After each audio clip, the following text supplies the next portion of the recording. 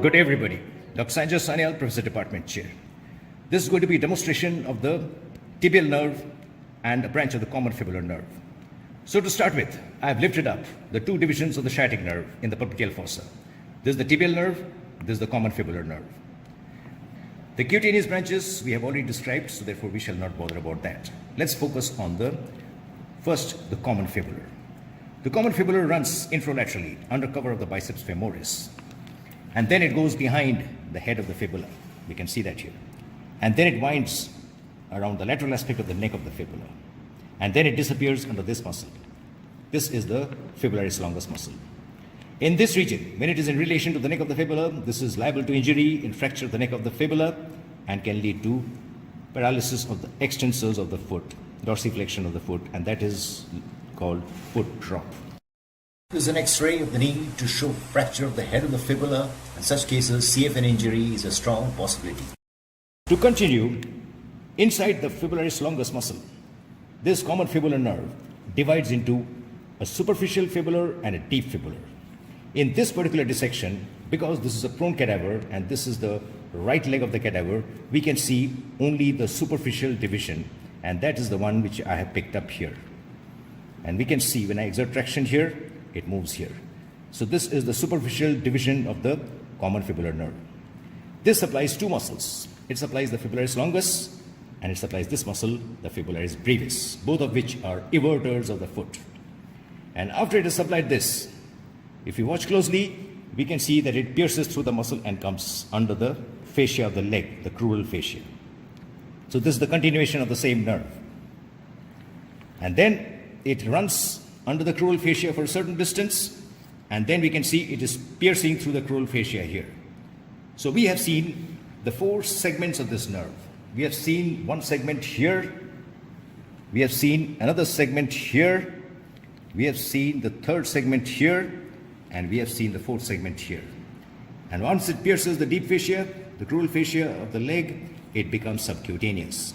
And by means of multiple branches, and we can see two of those branches, it crosses superficial to the extensor retinaculum of the ankle, and it supplies the skin of the lower 1/3 of the front of the leg, as well as an extensive part of the dorsum of the foot, except the first interdigital cleft, that is between the great toe and the second toe.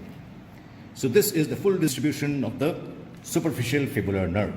People who suffer from repeated inversion injury, they can get traction neuropathy of the superficial fibular nerve, in which case there will be numbness, tingling, and paresthesia of the greater part of the skin of the dorsum of the foot. Additionally, in thin persons, if we stretch the foot tightly, we can sometimes see the fibers of these nerves standing up under the skin. And that can be used as a landmark to give nerve block, and anesthetize a large part of the dorsum of the foot for any surgical procedure. So we cannot see the deep fibular nerve here because, as I said, it supplies the anterior compartment and we cannot see it in this view. Now let's take the next branch. This is the tibial division, and we can see the tibial division is disappearing under these muscles, and it's giving multiple branches also. It gives branches to the muscles gastrocnemius, it gives branches to the soleus, and then it goes under the tendinous arch of soleus, and my finger is going to go under that. This is the tendinous arch of soleus. I'm going to lift up this. We have cut the tendocalcaneus and I have lifted it up here, and we can see the continuation of the tibial nerve here. This is the neurovascular plane between the soleus muscle and the deep muscles of the calf, namely flexor digitorum longus and the tibialis posterior, the flexor hallucis longus. So it runs in this neurovascular plane accompanied by the posterior tibial artery. It supplies all the muscles of the deep compartment of the posterior aspect of the leg. Then it runs in a tunnel here. We have split open that tunnel and we can see one cut margin of the fascia here and the other cut margin is here. This tunnel is referred to as the tarsal tunnel. It's a tunnel between the medial malleolus and the calcaneus, bridged over by the flexor retinaculum of the ankle. And running through the tunnel is the tibial nerve. So let's take a look at the relations inside the tunnel. We have a mnemonic here: Tom, Dick, Bloody, Nervous, Harry. Anteriorly, we have this tendon here. This is the tibialis posterior tendon, T. Then we have this tendon here. This is the flexor digitorum longus, D, Tom and Dick. Bloody refers to the posterior tibial artery in the vein, vena comitantes. Nervous refers to the tibial nerve. And hairy refers to this tendon, the flexor hallucis longus.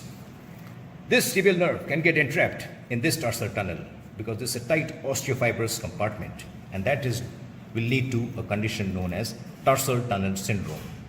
The patient will have weakness of the muscles of the sole of the foot, numbness and tingling and paresthesia in the distribution of the medial and the lateral plantar nerve, and additionally, the person will have severe heel pain. And why so?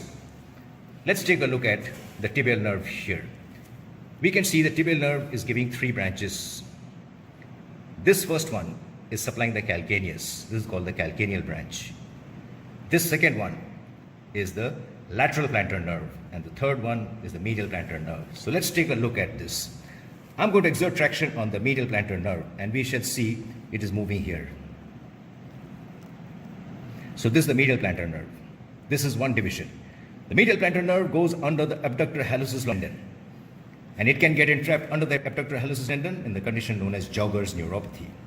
But in Jogger's neuropathy, there will be weakness of the medial plantar nerve, but there will be no heel pain. Now I'm going to pull on the lateral plantar nerve, and we can see it is moving here. This is the lateral plantar nerve. Both the medial and the lateral plantar nerve, in the initial part of their course, they run between layers 1 and 2 of the sole of the foot. Layer 1 being the abductor hallucis and the flexor hallucis brevis. And the layer number 2 being the flexor digitorum longus, the flexor accessorius, and the flexor hallucis longus. So it is running between layers number 1 and 2, and we can see that here, and we can see that here also. The medial plantar nerve supplies less muscle, more of the skin. The medial plantar nerve supplies the abductor hallucis, the flexor hallucis brevis, the first lubrical, and the flexor digitorum brevis.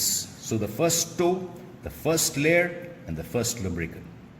And supplies the skin of the sole and aligned through the 4th metatarsal and the digit, that much of the sole. Lateral plantar nerve supplies the rest of the muscles, and we can see that giving numerous branches, and it supplies only this 1/4 of the sole of the foot. The medial plantar nerve, apart from being entrapped by the abductor hallucis, it can also undergo traction neuropathy in those who suffer from repeated eversion injury, like for example, gymnasts. If the lateral plantar nerve is injured, it can produce weakness of most of the intrinsic muscles of the sole of the foot and can lead to claw toe or hammer toe. And finally, there can be neuroma of the digital nerves, especially between the heads of the 3rd and 4th metatarsal. And that can lead to very painful condition, which is referred to as Morton's metatarsalgia. So these are all the points which I want to mention about the full distribution of the tibial and the common fibular nerve that we can see in this dissection.